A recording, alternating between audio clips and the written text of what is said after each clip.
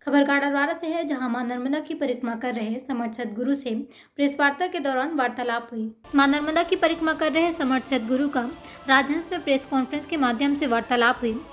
सदगुरु ने कहा, मां नर्मदा क्षेत्र पर हो रहे अतिक्रमण, निर्माण, खनन पर तत्काल प्रतिबंध कर हरित क्षेत्र को संरक्षित किया जाए। मां नर्मदा को जीवंत इकाई का दर्जा देकर ठोस नीतियां, कानून बनाए जाए।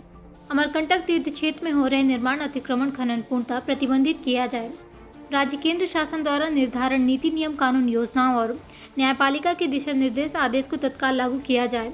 मां नर्मदा तट HFL से 300 मीटर तक के हरित क्षेत्र को उच्च न्यायालय के आदेशानुसार सीमांकन कर प्रतिबंधित क्षेत्र घोषित कर तत्काल संरक्षित किया जाए। आज विशेष दिन है। आज दिन भी 20/02/2022 परम पूज्य भैया जी सरकार का आज आगमन हुआ गाडरवारा में होटल राजवंश पे। जो उनकी प्रेस कॉन्फ्रेंस थी, उनने संदेश दिया है कि नर्मदा जी का और अवैध कटाई का ये कैसे भी करके प्रतिबंधित हो। शासन प्रशासन से मांग है। करीबन 500 दिन से वो जल पर हैं, निराहार हैं और 5वीं बार नर्मदा परिक्रमा पे निकले हैं। उनका यही संदेश भगवान की कृपा से सब जगह अगर पहुंच जाए, सब लोग जागरूक हो जाएं तो ये ठीक हो जाए। यही एक संदेश है। धन्यवाद। हमारा जीवन, हमारी व्यवस्था, हमारा आधार माँ नर्मदा की जलधार है।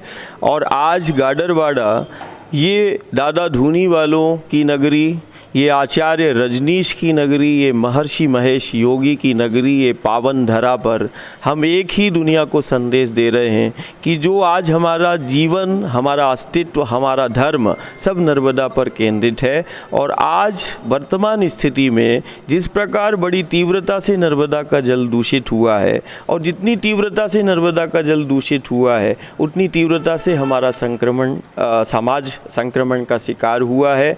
नर्मदा के पथ और तट पर जो नर्मदा का जीवन क्षेत्र है वो भी बड़ी तीव्रता से धीरे धीरे सिमटता जा रहा है। हम आचार्य ओशो की नगरी पर आज ये दुनिया को ये संदेश गाडरवाड़ा की नगरी से यही हम देना चाहते हैं कि नर्मदा के बिना ना कोई हमारा जीवन है, ना कोई व्यवस्था है, ना हमारा कोई अस्तित्व है। नर्मदा के शुद्धिकरण और संरक्षण के लिए जन भागीदारी का होना, एक एक घर और गांव का जन भागीदारी का होना सुनिश्चित है। और इसमें जो बड़ी तीव्रता से है कि किसी भी प्रकार का जो सबसे बड़ा संकट हम देख रहे हैं वो नर्मदा का वो हरित क्षेत्र है जो ज़रूरत और व्यवस्थाओं के नाम पर जो है सिमटता चला जा रहा है। नर्मदा का हरित क्षेत्र पूर्णतः संरक्षित हो, ये हम एक सत्य का आग्रह कर रहे हैं। जहां एक तरफ जवाबदार जिम्मेदारों से हम सत्य का आग्रह कर रहे हैं कि नर्मदा के तटों पर जो नीति, नियम, कानून है उसका क्रियान्वयन हो, वहीं दूसरी तरफ रचनात्मक और सकारात्मक ये हमारा सत्याग्रह है,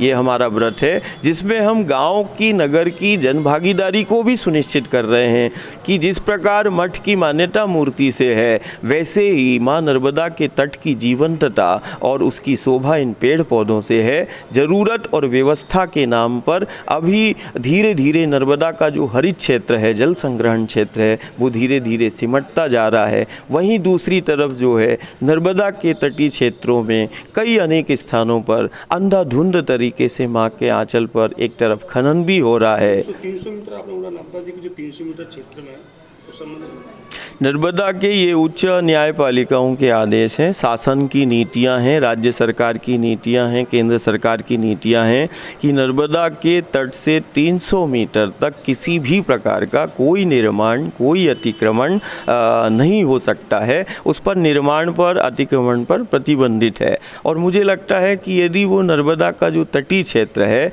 जो हरित क्षेत्र है, उस पर लगातार बड़ी तीव्रता से बड़े बड़े गाडरवारा से संजय गुप्ता की रिपोर्ट।